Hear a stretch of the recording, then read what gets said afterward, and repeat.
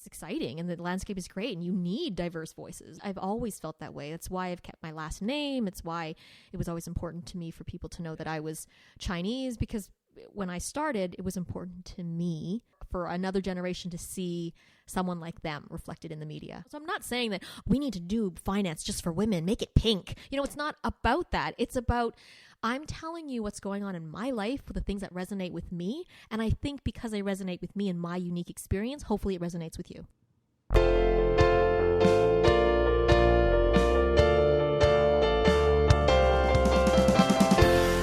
This is the Personal Finance Show.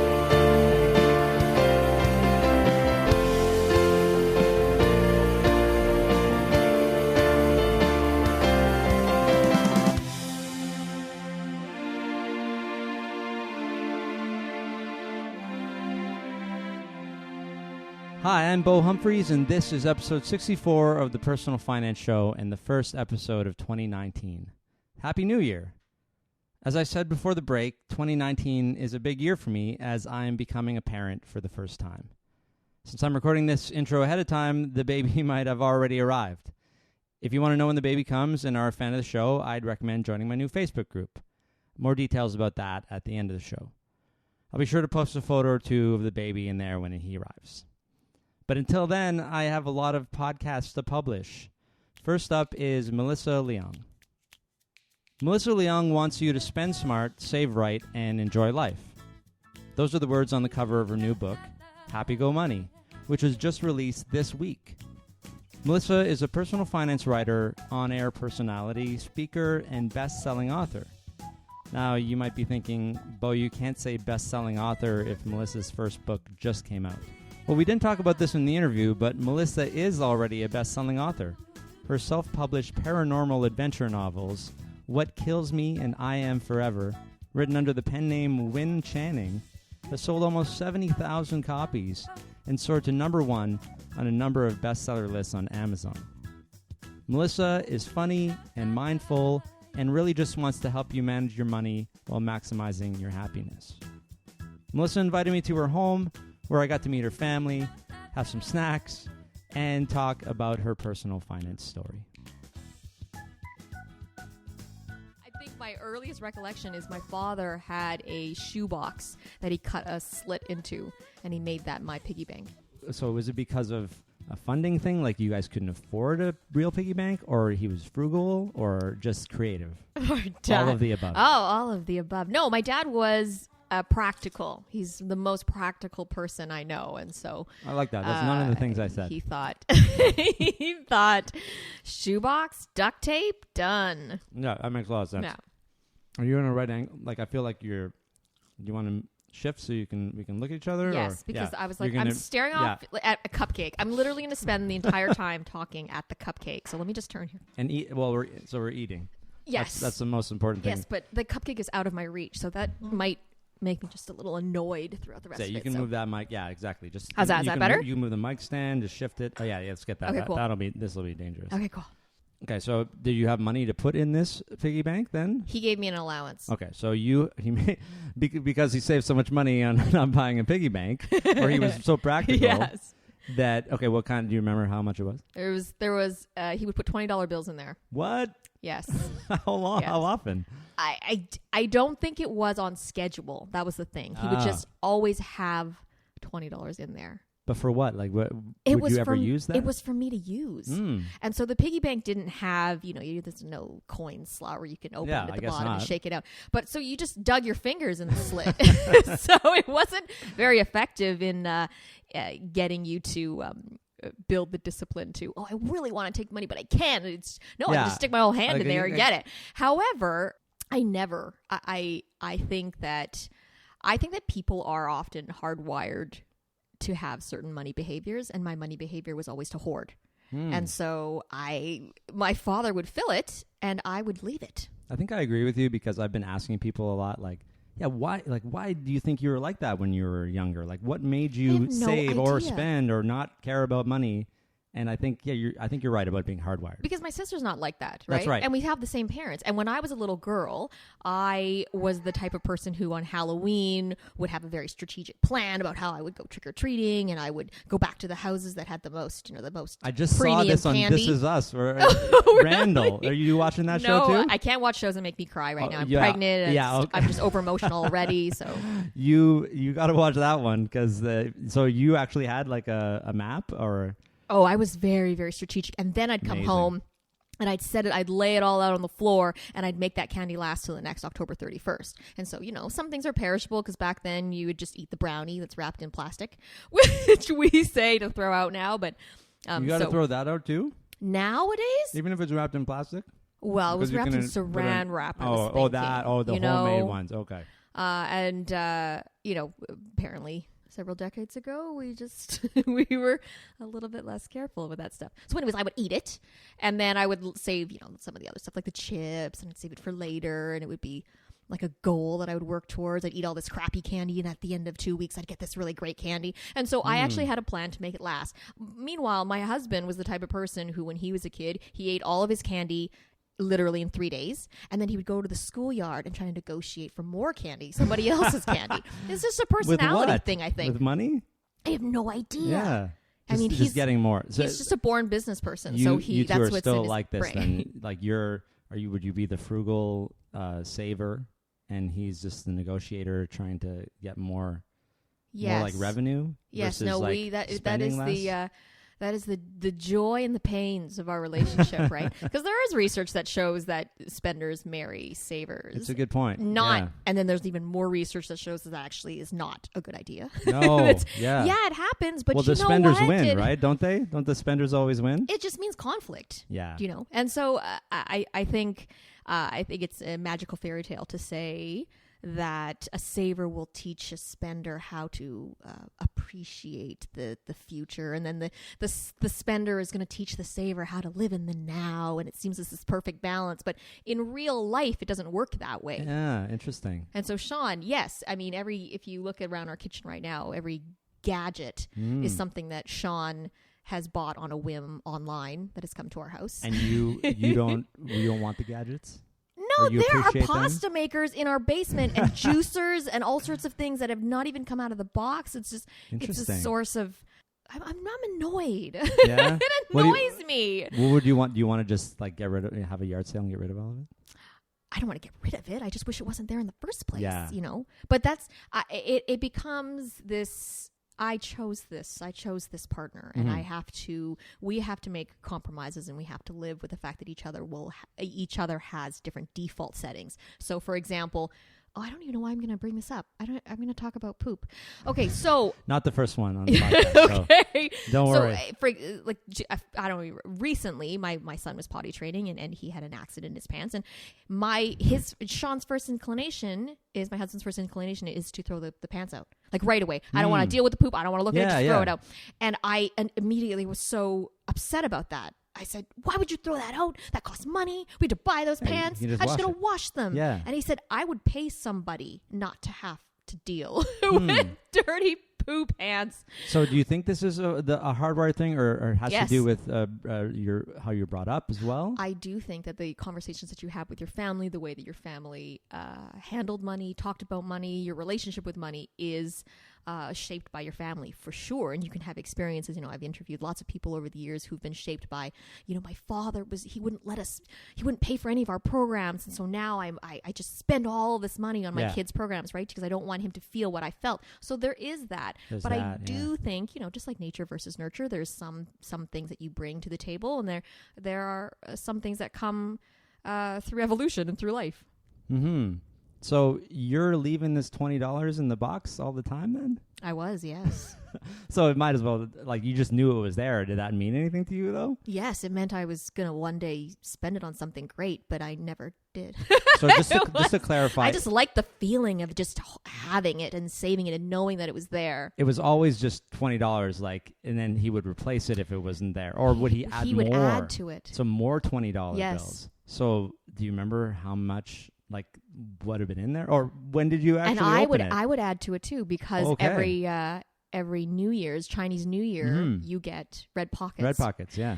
Filled with money, and so I would add the money too. So I don't even know. I don't recall whether it was my father putting more money in, or it was just me. Maybe my father put the initial investment in, and then I just kept adding to it, and soon the box was filled, and I loved that. I need to know how much money was in this box. I have when you no finally idea. use it, or you did use it someday. There was hundreds for sure. There were hundreds of dollars in it. And I don't know. It was like 8. Did you end up spending it on something? Never.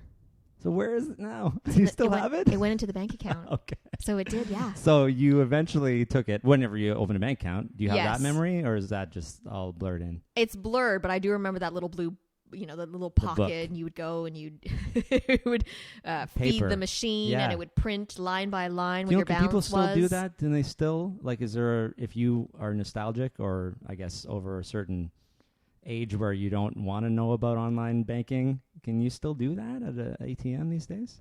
I have no idea. Yeah, me neither.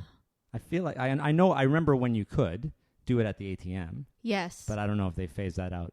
Because if you're doing that, you probably want to go into the branch anyway. That's what I think.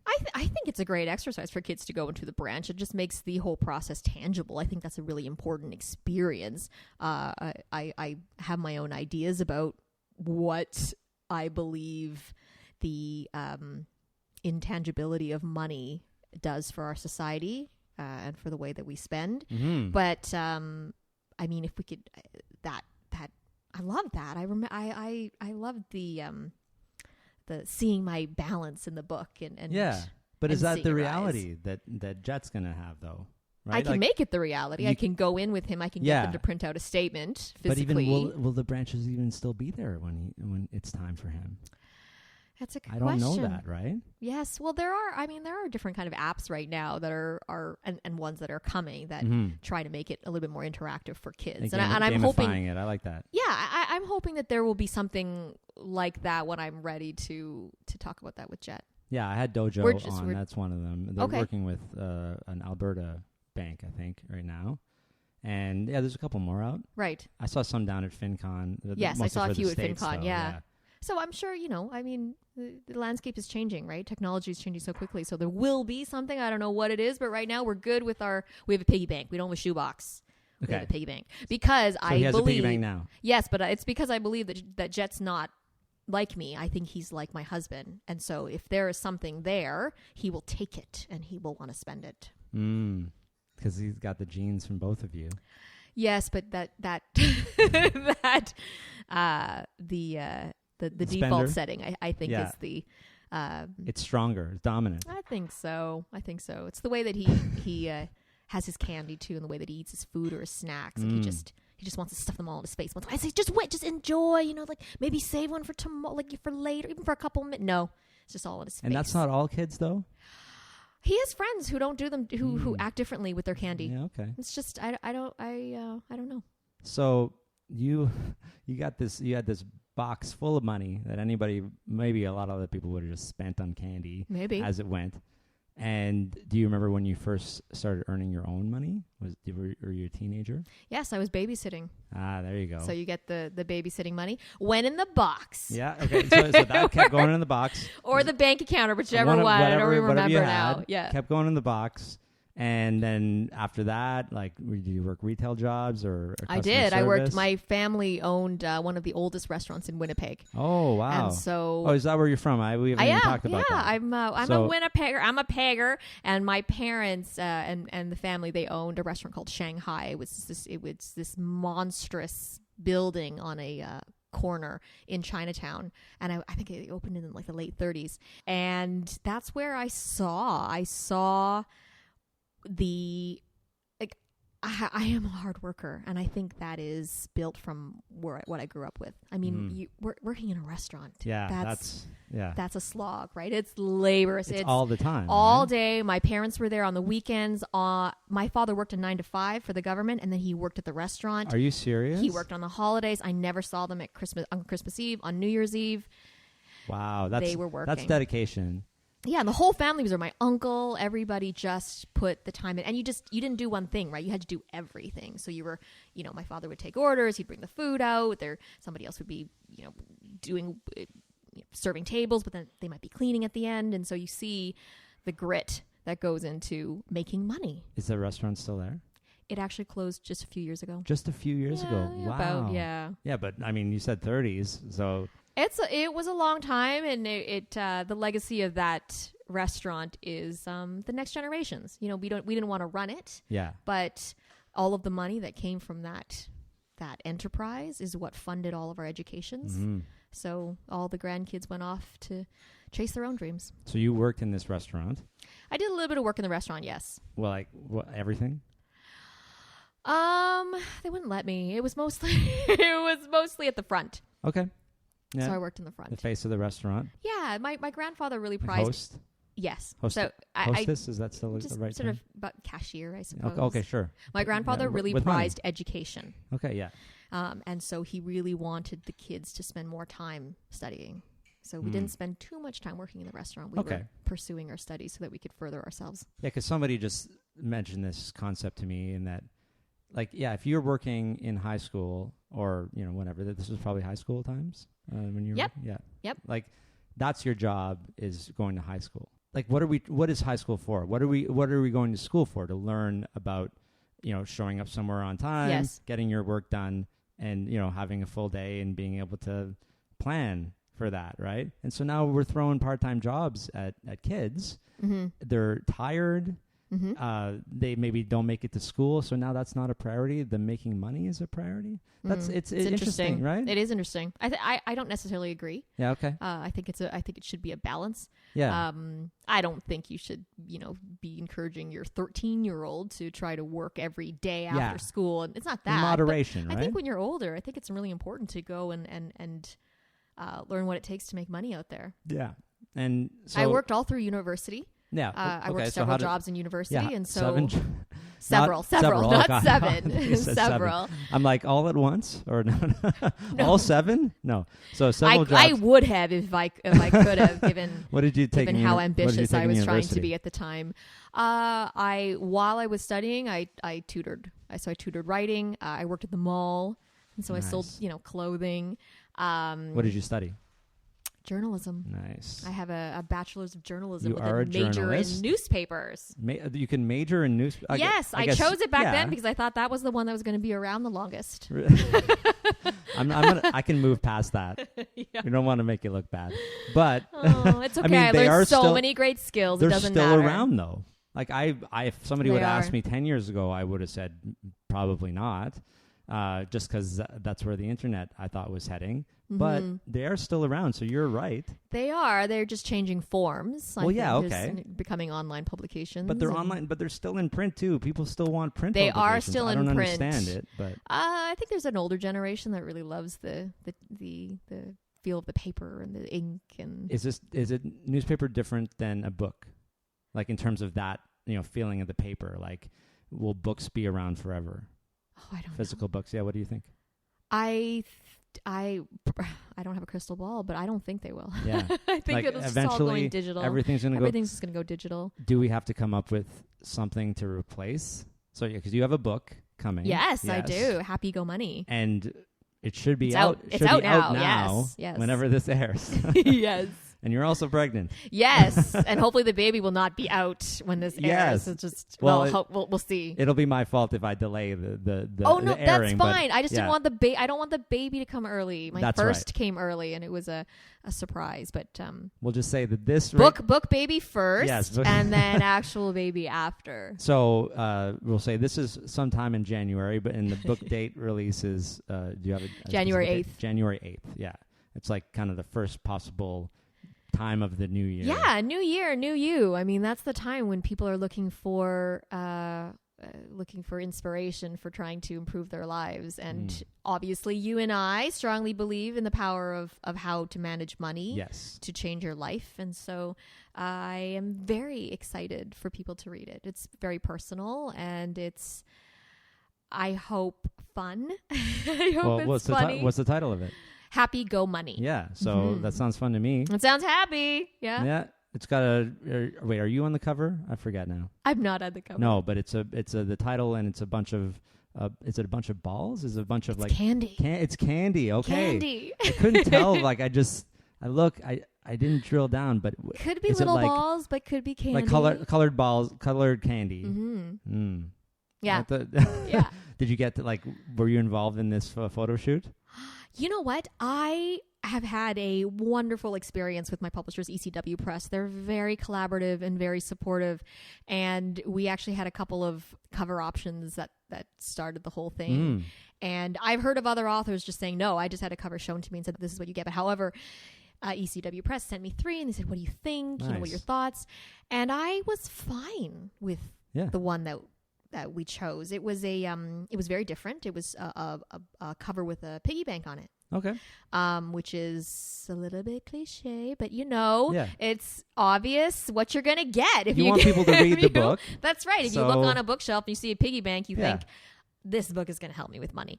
Yeah. And so I was totally fine with it. However, it didn't feel right. It's sort of your instinct. And I expressed that. And so the publisher was, I guess they had the same instinct as well. And they went back to the drawing board. And so we just bounced around ideas and we came up with, they showed me some photos of candy and they actually, the cover designer who I don't know what kind of discipline is involved in doing this, but she actually with tweezers moved all that candy to be able to spell out the space of happy. I just assumed Photoshop. No. Thousands. And on my Instagram, there is in my stories. Yeah. I show some clips of her process. She just spreads out thousands of tiny bits of candy and then moves them so that she can make the A and the, I thought, oh my gosh, that is intense. Well, that just makes the cover so much better. Yeah. Right? Isn't it to know that? I'm very happy with it. I love it. That's cool. So it's I didn't want to jump right into the book, but we can. Okay. So Happy Go Money, and so it's personal in that you're talking about your life a lot, not just advice about money, which I'm sure is in there. Yes. But can you give a little taste of my elevator pitch for the book? Sure, is basically how to manage your life in a way to maximize happiness. Yeah. And so there are lots of positive psychology books out there, a lot of books about happiness, and there are books about personal finance guides. And I just gotta squish them all together. And it's not. I mean, I had a book proposal floating around with my agent for 7 years, and so it wasn't. It wasn't this book. It took a life event that they could give it an anchor. And so something happened between Sean and I that I straight up talk about in the very beginning of the book. And that's what sort of led me on this journey. And we're not going to spoil it because we want people to read the book. Oh, no, it's the very beginning of the book. It's totally fine. Yeah. Do you want me? No, good if you want. A couple months after getting married, Sean and I had just bought, a townhouse in the burbs, and we were trying to settle in, and he got a prescription for sleeping pills because he was headed to a ski trip with the dudes. Okay. And he thought, I'm going to be sleeping with these guys. They're going to be snoring. I want to sleep. Yeah. Sounds like a good call. And he had not actually taken medication before, not even Tylenol. Never, nothing. No. And he had a really terrible reaction to it. He became horribly depressed and just stricken with anxiety and suicidal ideation. And he became somebody very different. Yeah. And that is not what they tell you is going to happen when you get married. You think, I'm going to be reading about baby books. You don't think that you're going to be accompanying your husband to the hospital. Yeah. So in the day I was working at the Financial Post. I was writing about personal finance, but in my off hours, there was nothing I could do for Sean, but I wanted to be happy. And so I went on this personal quest to just try to be happy in the face of what is probably the worst time of our lives. And so we went to wellness retreats. I listened to hours upon hours of lectures from happiness gurus, from Buddhist monks, from resilience experts. I read every single book I can find about happiness, and nobody talked about finance. But I knew from obviously my work at the Post during the day that we were all trying to be happy through money. And so I wanted to explore that a lot more. And I think that I've tried to distill that in this book. And my way of giving back and saying that maybe you can buy happiness if you know how to manage your money in a certain way. And here's how. Okay. And so let's go back and figure out how you got to this point to be able to write this book. So my first question is, who paid for school, or how did you pay for university journalism? I worked, and my father helped me. Nice. So they had saved up. They had saved up money for me. 24/7 in the restaurant. Yes. And so when I was working, all of my money went back to my father. Okay. So I think that was an interesting dynamic. Well, my friends thought it was strange that I would work and I signed the back of my paychecks and I just sent them to my dad. So like so when you got a job out of university, as soon as while you were while working, I was in university. Yes. Yeah. Because my father was paying for my tuition. So my money really technically belonged to him. That's an interesting way to look at it, because not everybody would have that thought. No, and I think I think that's my parents. I think it's my father. I mean, he used to give me money as a kid, and I remember my friends would get money from their parents, and they would say, "Oh, I just got $10 from my dad. Let's go blow it." Yeah, and I always thought, that's your family's money. Like, I don't understand why you would blow it. That's your money too. And so I carried that. I continue to carry that. That's how you thought about the $20 in the box. Why would I blow it? He's giving it to me. It's now mine. I have to take care of it. So he's giving it to you to hold on to. I like that. And I'm going to give it back to him. And so, in my adulthood, it's funny because, so in my adulthood, my parents have helped me over the years with different things. So they gave me a little bit of money for my down payment for my first condo. Mm-hmm. I think they gave me a little bit for my wedding. I don't remember. It wouldn't have been a lot because at that point I was heavily entrenched in I can take care of myself, Dad. And there were many times where he did try to offer me money. He still tries to offer me money for Jet. And back then it was a source of pride. I would write void on the checks. Okay. In like big letters and either give it back to him or actually would paste them in my journal. And to me, it was a symbol of how much my dad cared for me, but it was also a symbol of how important it was for me to take care of myself. And he's okay with just making the offer. He made the offer if you don't take it. It's funny because I was going to say that now that I have a kid, I think everything that I have is yours. Mm-hmm. So I feel almost sad if I think that I'm going to give Jet my life savings and everything that I've accumulated afterwards, and he would say, "No, I can take care of myself." That makes me feel sad. So nowadays, it only is recently, only in the last maybe 6 months, that my father gave my son a gift. It was a red pocket gift. Rather than write void on the check, I said, "I'm going to put this in as RESP. Thank you." There you go. Because he feels good to do that, and I won't let him take care of me anymore, but he can take care of my son. That's good. I like the way that has sort of evolved, but we all have our independent days where like I want to do this all myself. I have a problem with that, to be honest. Yeah, okay. I do. I have even Sean, even my husband says, you can't do everything yourself. I don't like to be told, and so I'm realizing that I'm not doing my father a favor by saying no if he wants to gift me some money. Yeah, that's right. He wants to because it comes from a good place. And he doesn't. It'll make him he happy. always, and he always says, what am I going to do with this? Like you can't be buried with your money. Is that one of the ways that money can make you happy? By giving it away? Yes. According to research, if you spend your money on other people, it brings you joy. I mean, whether you're rich, whether you're poor, if you're giving money to charity, studies show that you are more satisfied with your life. Yeah. So that makes a lot of sense. But you got help with school, and you took that because you didn't have enough money to go to school, right? No, because I was from Winnipeg, and so I living expenses in Toronto, So that's even when you back came then, to the city. I did by myself. And this is a big city. You're living in the Peg. You're like, I need to go to the big city because I want to be a journalist. Yes. This was like, did it matter what kind of journalist at that time? Or? Well, there were two large universities at the time who would give you a journalism degree, and that was Ryerson and Carleton University. Okay. And so Carleton actually gave me a scholarship, like an $8,000 scholarship. Okay. I still chose Ryerson. Oh, really?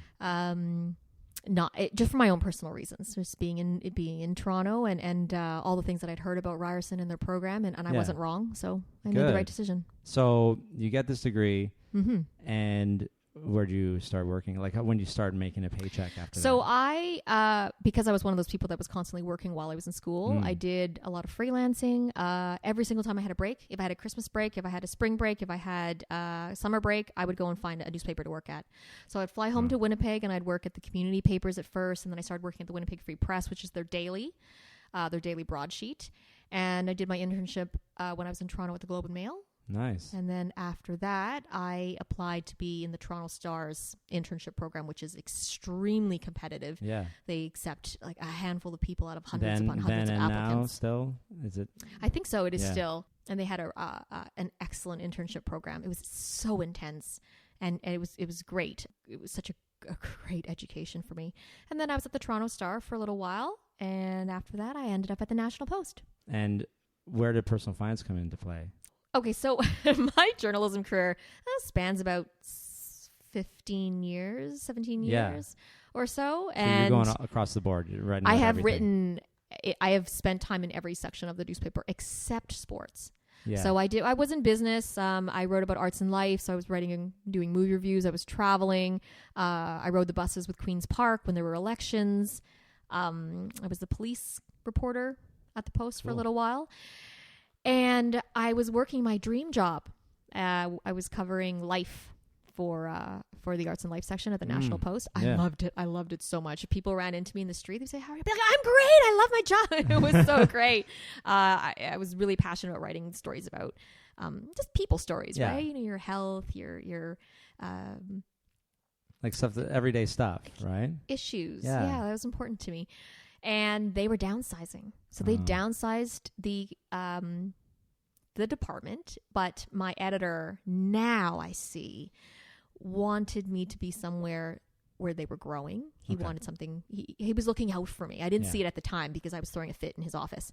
But he moved me to the Financial Post in the business section. Okay. And I was devastated. Because you had never done business before? I had done business before at the Toronto Star, and I didn't like it. And so I tried to apply for retail jobs. Really? You I was so depressed. I was really down. Was it because were you writing about like markets and investing, or like not personal finance? I was in general assignment. So my very first day I was on a conference call and somebody said on the phone M&A, and I had no idea what that was. Yeah. And so I had to say I'm talking to CEOs of companies who now think I'm the largest moron on the planet. But that's a corporate term. It's not like a small business would use M&A. Yes, but if you're in business, you know what that is. It's, mergers and acquisitions, of course. Not a candy, Melissa. You're thinking M&M? Did you see M&M? What was that? So, that was that's hard. And for me, I've always had issues with my confidence when it comes to not being good at my job. I want to be good at my job. And so when you're thrown into something new, you're in the beginning. And that's, for me, I felt really insecure about myself. And like every journey of confidence, it has to begin somewhere. So I decided, you know what? F this. I'm here.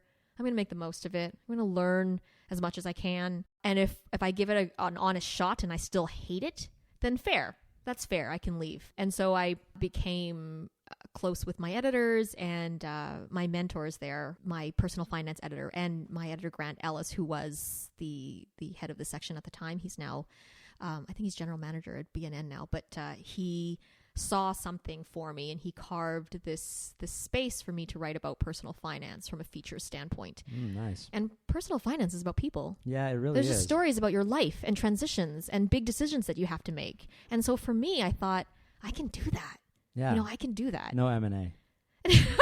I still wrote about that too, but but you had this personal finance. I became passionate about personal finance from a very human level, which I think made it, not to toot my own horn, but I think it added an important voice to that landscape. I think it was important for us to discuss more issues involving women and money.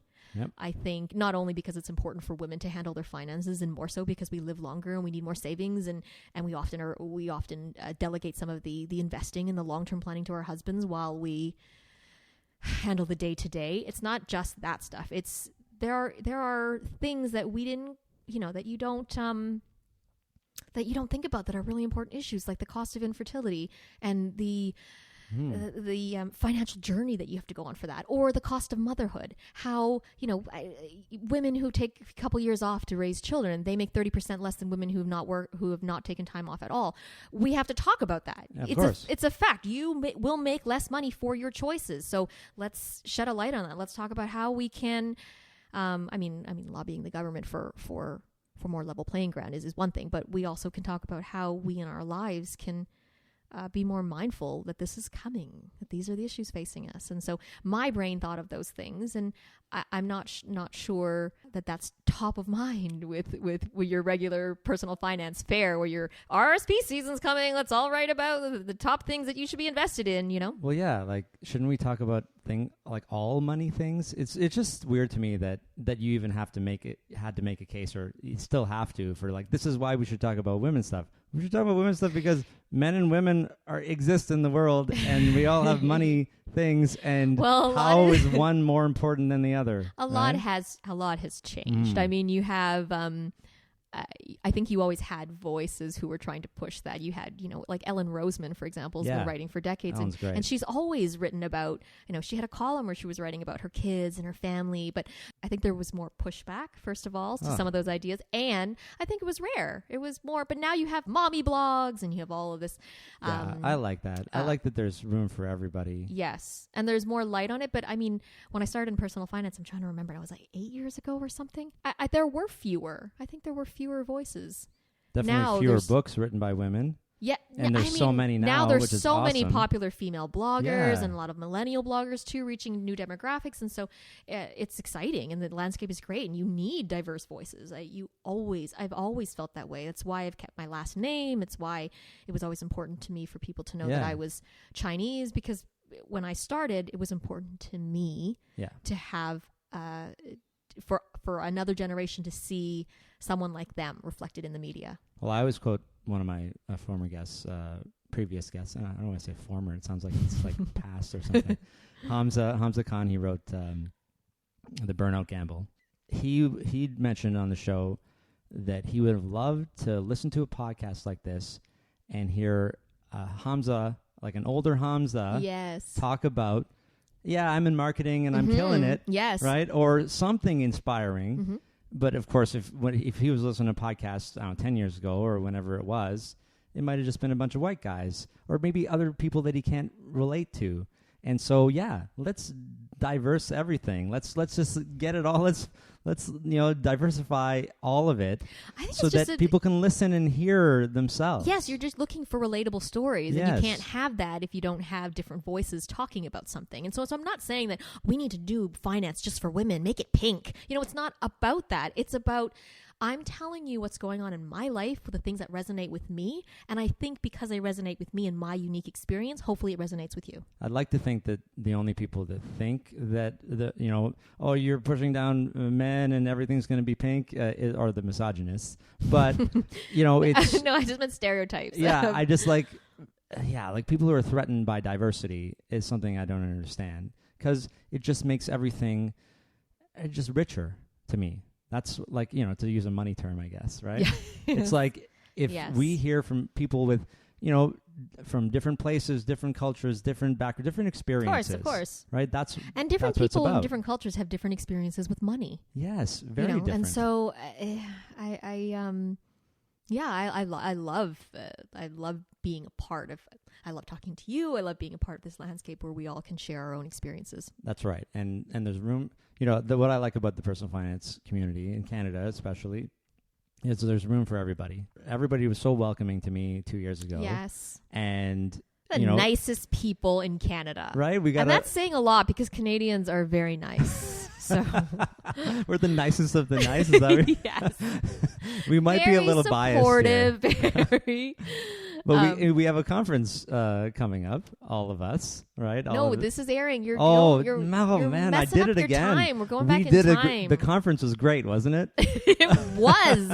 Those nice people that gathered there. They're so nice. Yes. But if I remember the one from the previous year, which is now way far away from the airing of this episode, it was my first one, the Canadian Personal Finance Conference, and it's just like, hey, it's like friends and family. It's like you're just all sitting around. Everybody's on the same page. Yes, it's lovely. It's also lovely to meet all these people who not only that you share the same interests, but I find the community very supportive. And I've always been, I'm on a television show with all women, and I've found that most of the people I mentor are women. And when I receive a job and I can't do it, I often think of somebody often another expert or female worker female voice who I think would be great. So I've always been about supporting each other. And I found that when I came into this community, they were already like that. They wanted to support you, which is amazing, because I think that there's too much... I can hear my son expressing his anger in the background. We're eating food on whining. The podcast. Yes. We're acknowledging the presence of my children. Toddler. Yeah, my toddler's life, angry everyone. about people who don't support other people. That's right. That's right. He was waiting until then just to speak out. What's the name of the TV show? Oh, The Social. It's the Canadian View, right? Yeah, that's the way that I kind of see it. Daytime television talk show in Canada. And when does it air? How often? It airs at 1:00 daily. 1:00 every day. And it's live. So are you on the show every day? Oh goodness, no. No, yeah.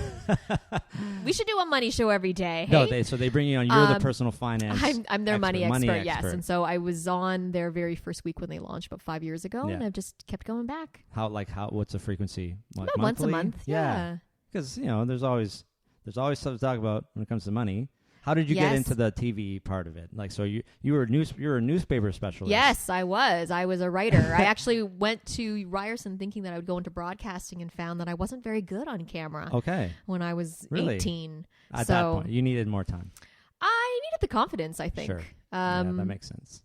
I mean, not that I necessarily have the confidence now. It's just I had a really great team at the National Post, and the National Post, I've always thought, they let you be who you are. And sometimes I feel like it's a bunch of, sometimes I felt it was me and my friends running a daily national newspaper. And so when I was in personal finance, we started making some videos for the Post. Okay. And my editors were like, yeah, go for it. Whatever. Do whatever you want. And so we named it, Save Your Effing Money.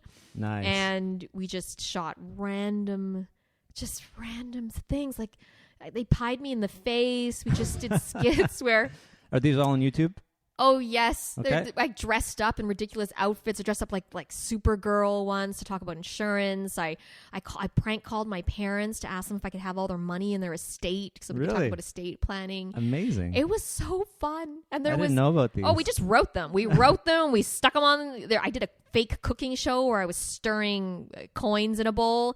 Anyways, it was a great outlet for creativity. Yeah. And so that's where I started with video, just being an ass on YouTube. That's smart, because we just got to get started when it comes to video, right? It's tough. It's tough to do video if you haven't done it before. I think that if you are self-conscious, that getting over that hump is tough. But the stuff that we were putting out there early on, it was myself and a producer and a videographer, and we just had fun. We had so much fun. Like, I rented a giant wedding dress to do a wedding savings video. And it was just, they threw money at me in the air. Like, it was, making it rain. Ridiculous. I don't know. 6 years ago, 7 years ago, maybe. Okay. Some of the earlier ones we did. Well, you have a YouTube channel of your own? Not really. No. Where I don't. they'd be on the Post. They'd be on the National Post website. Like maybe They're on YouTube. You could probably Google them. Yeah, okay. Find them on YouTube. Okay, we'll Google you. Yes, find my embarrassing videos on YouTube. But it was all in the name of financial literacy, so I stand behind them. Yeah, we got to try to do different things, right? That's why all these different books are coming out, because everybody responds to different things. Happy Go Money, or like Shannon's book, Worry Free. Yeah, Worry Free Money. It's like, you can read The Wealthy Barber and all the original ones and stuff, but maybe not everything's going to speak to you. And so to me, there's always room for another voice, more voices. Like I said, different people relate to different things. Exactly. And, I think, when I was, part of the reason why my books sort of sat around for so long is because I thought, there's so many personal finance books. What can I bring to it that will be different? And what it was, what I didn't realize was that I have my own. It's you. Yeah, it's my own voice. It's my own insight, and all the mistakes, with your own personal journey that come with it. And it's the same argument for bloggers or anybody coming out with something new. It's like, it's so saturated. I can't write. Nobody wants another article about saving money on groceries or clipping coupons or whatever, right? But that's not it. It's you are you. Nobody else is you. Right. And you know what? You might not be interested in that. You might think that clipping coupons is ridiculous. Yeah. In which case you would have a personal finance blog about that, and there would be people who relate to you. That's right. Exactly. And so, yeah, those videos were not made for people who necessarily work on Bay Street and need an entrance into basic personal finance. They were not geared for that. But I remember when some of them went up on the website, at the National Post website, there's one where I'm in gold leotards and I'm doing an exercise video, and we made some sort of fake infomercial for a money contraption. And there were some comments from people who were saying, are you serious? What are you doing? Financial Post. But again, not for you. Yeah, we got to talk about what you started doing with your money when you started making it, because that's part of your story. Mm-hmm. So you were making money, being a journalist for 15 years. How did you learn about investing and or were you just super frugal and a saver? Is that all that kind of came? I wasn't. I went through a period born out of insecurity where you are in your early 20s and you think you need to spend your money like an adult. And so I filled my apartment with things that I thought an adult should have, or a successful person should wear this. And so I did. I was spending a lot of money mindlessly. Like in debt? Were you in debt or? I was never in debt. No. So I was always afraid about that. I was always afraid of debt. Sure. Yeah. And I got a friend who was a personal finance, a financial advisor, to give me my first budget. Oh, nice. And that's how I sort of got started on my own personal journey. But in the beginning, my own financial behaviors, just I like to save, and so it was easier for me to save. I've made a lot of mistakes in the past too, but I was never somebody who got carried away and got lost in debt. And what about investing?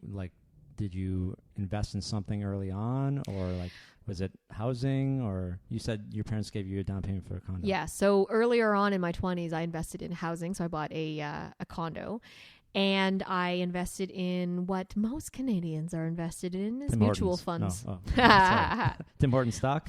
Maybe funds. If it's part of the basket.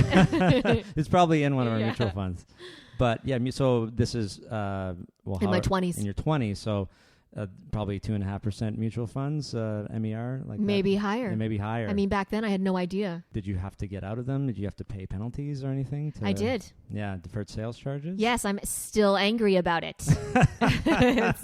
It's like 10 years later. I don't know, 15 years later, and I'm still angry about it. So you must have cut out of them early enough. Then, it wasn't like the 6 or 7 years went by. Did you cut halfway through your deferred sales charge? No, the idea of losing money was so painful to me that I waited. So you waited. I waited until the DSC counted down. You did. But in that time, I just thought about all the opportunities I could have been that I'm missing out on. Yeah. And I was thinking about my other portfolio that was actually doing better. Yeah. The portfolio that I built myself. Was it doing better, or was it doing the same but because of the fees? Yes. Oh, excuse me. Yeah. It was doing pretty much the same, but maybe fees eroded. Yeah, 2 or 3% higher. Sure.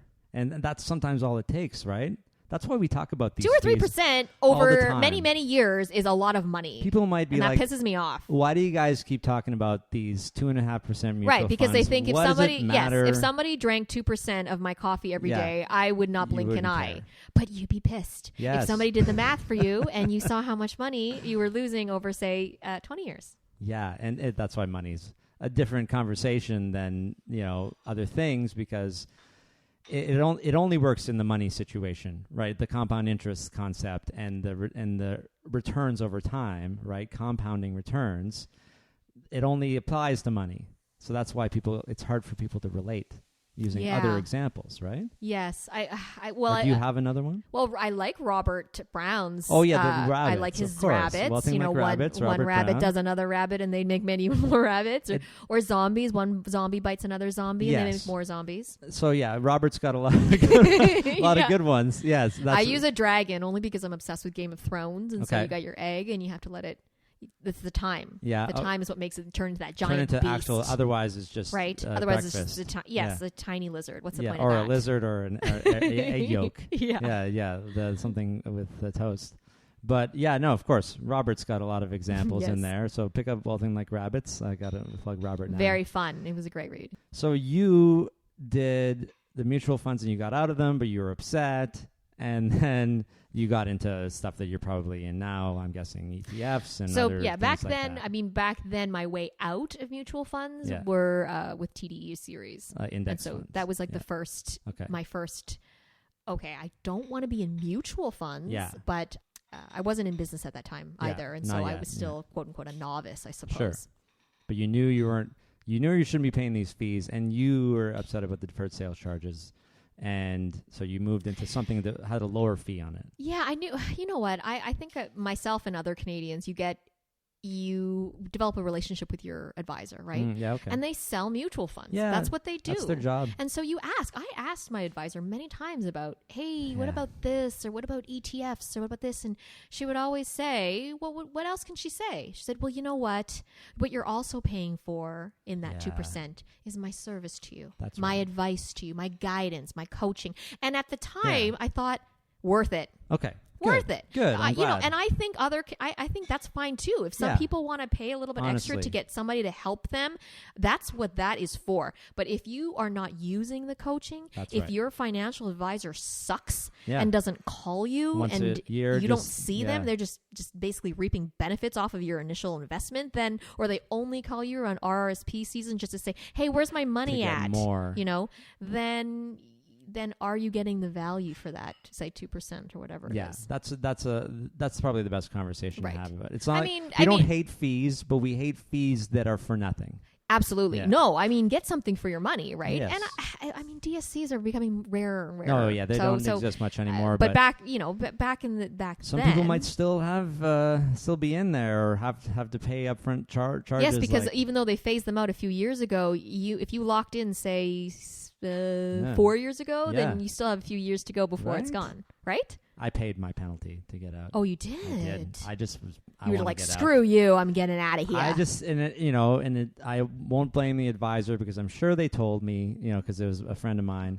But no, I'm good, thanks. Sorry, my husband is playing waiter. He's just coming by and saying, "Would you like some more water?" No, actually, I think this. I think we're good. I think this is we got like kind of your full story. The book is where you're at now, and we can find out more about you in the book too, right? A lot of your stories in there. My embarrassing stories, my highlights, my lowlights. Yeah. This is and obviously money advice and happiness advice. Yeah, as well. Exactly. Well, thanks so much for being on the show. Thank you. So so fun. The book is Happy Go Money. And it's coming out in January, on January 8th, on all available bookstores in Canada and the U.S. Otherwise, people can watch The Social, yes. And still catch my articles in the Financial Post. You're still writing for the Post and other places you're writing. And I just pop up. You can also find me. Yeah, I do my rounds, and sometimes I appear on different TV shows and radio stations. And you spoke at a conference in November? I do a lot of keynote speaking, yes. And I have a love-hate relationship with social media because I think it makes us miserable, to be honest. Sure. It is a detriment to our financial situations. However, I am most active on Instagram. So if somebody wants to DM me or look at pictures of food I've burned in my Instagram stories or whatever it is, then that's where they can find me at Leong. Okay, fantastic. And I'll put all those links in. But thanks for having me in your home. And it's great to meet your family. And we're eating food, snacks, junk food. I'm pregnant, food. Okay? I can't go 5 minutes without having some sort of carb. Yeah, exactly. All right. Thanks so much. Thank you. If you like this episode, please subscribe to the podcast on Apple Podcasts or however you get your podcasts. And while you're there, please leave me a 5-star rating or review or both. If you're already a subscriber, thanks so much. I'd love to get your feedback on this episode in my new Facebook group. To find the group, go to Facebook and search for The Personal Finance Show. Once you're approved, you'll be able to interact with me, previous guests of the show, and other fans as well. Thanks for listening to my first episode of 2019. As I said at the beginning of the episode, it's going to be a busy year, but I'll still do my best to bring you new guests every week. That's all for me. Until next week, when my guest will be Damian Lupo from Total Control Financial.